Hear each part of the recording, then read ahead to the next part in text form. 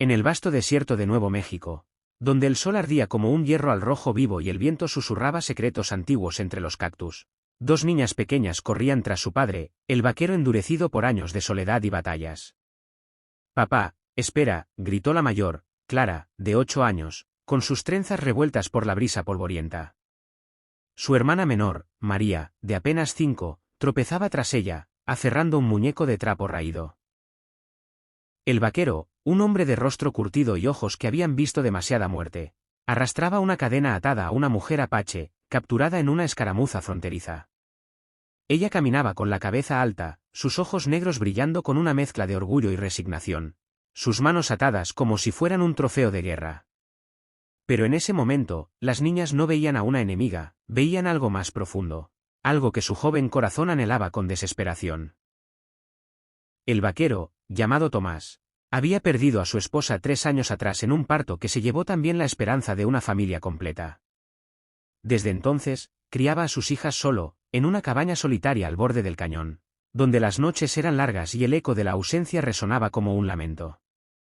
Clara y María crecían salvajes, aprendiendo a montar caballos antes que a leer, pero en sus juegos infantiles siempre faltaba el calor de una madre. «Necesitamos una mamá», murmuraban entre sí mientras jugaban a las casitas con piedras y ramas.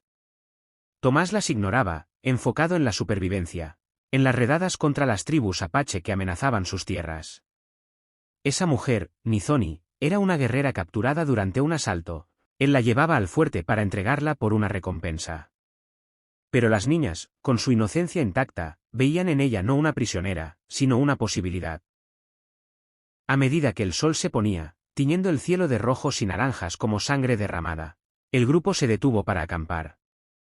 Tomás ató a Nizoni a un árbol viejo y retorcido, y se alejó para cazar algo de cena. Las niñas, curiosas y audaces, se acercaron sigilosamente. Clara extendió una mano temblorosa hacia la cadena. «No te haremos daño», susurró en un inglés torpe, mezclado con palabras españolas que su madre les había enseñado. Nizoni levantó la vista, su rostro marcado por cicatrices de batallas pasadas, pero en sus ojos había una suavidad inesperada. «¿Por qué me miran así?», preguntó en un español entrecortado, aprendido de misiones lejanas. María, con su voz infantil, respondió: «Porque pareces fuerte, como una mamá». «La nuestra se fue al cielo».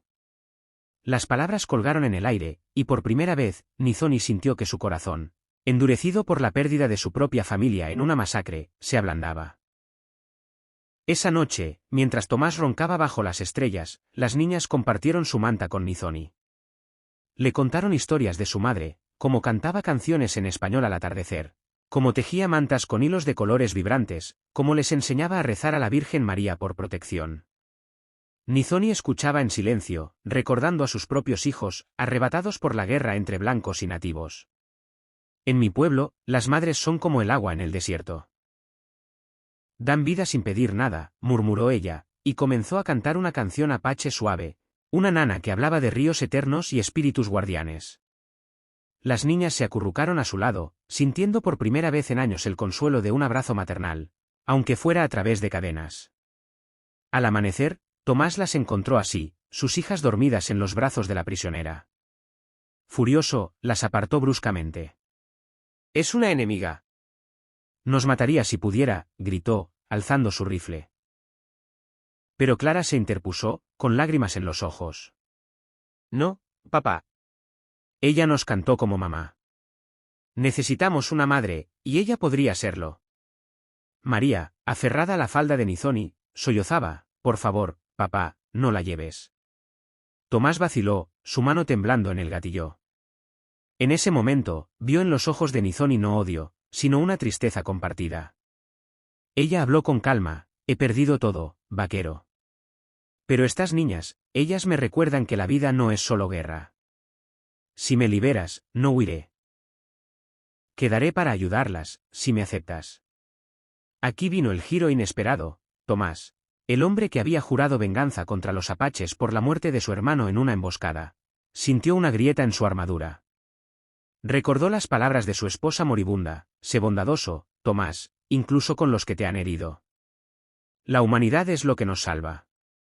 Bajó el rifle, y con manos temblorosas, soltó las cadenas. Nizoni se frotó las muñecas, pero en lugar de correr, se arrodilló ante las niñas y las abrazó. «Seré vuestra madre, si el destino lo permite», dijo, y en ese acto de liberación, Tomás encontró su propia redención. No era solo piedad, era reconocer que el dolor unía a todos, blancos, apaches, vaqueros y guerreros. Los días siguientes fueron de transformación. Regresaron a la cabaña, donde Nizoni enseñó a las niñas a tejer cestas con yuca, a identificar hierbas curativas en el desierto, y a cantar en dos lenguas, español y apache. Tomás, al principio receloso, vio cómo su hogar revivía. Las risas llenaban el aire, y las noches ya no eran solitarias. Pero el clímax emocional llegó una tormenta feroz, cuando un río crecido amenazó con inundar la cabaña. Tomás quedó atrapado en las aguas turbulentas mientras intentaba salvar el ganado. Nizoni, sin dudar, montó un caballo y se lanzó al torrente, usando su conocimiento de las corrientes para rescatarlo. Lo sacó a la orilla, exhausta pero triunfante, y en ese momento, Tomás la miró no como una extraña, sino como familia. «Gracias», murmuró, y ella respondió, «la compasión no conoce cadenas. Es lo que nos hace humanos». Con el tiempo, la noticia de esta unión improbable se extendió por las fronteras. Otros vaqueros y apaches, inspirados por su historia, comenzaron a tender puentes en lugar de levantar rifles. Clara y María crecieron fuertes, bilingües en lenguas y culturas, simbolizando la esperanza de un oeste unido. Nizoni y Tomás se casaron bajo un cielo estrellado, jurando protegerse mutuamente. La familia prosperó, cultivando no solo la tierra, sino el amor que trasciende barreras. Y así, en el desierto que una vez fue testigo de odio, floreció una lección eterna. La bondad y la generosidad pueden romper las cadenas más fuertes, transformando enemigos en aliados, y soledad en hogar. Que esta historia inspire a todos, especialmente a aquellos que hablan la lengua del corazón español, a extender una mano en tiempos de división, recordando que todos necesitamos una madre, no solo de sangre, sino de espíritu compasivo.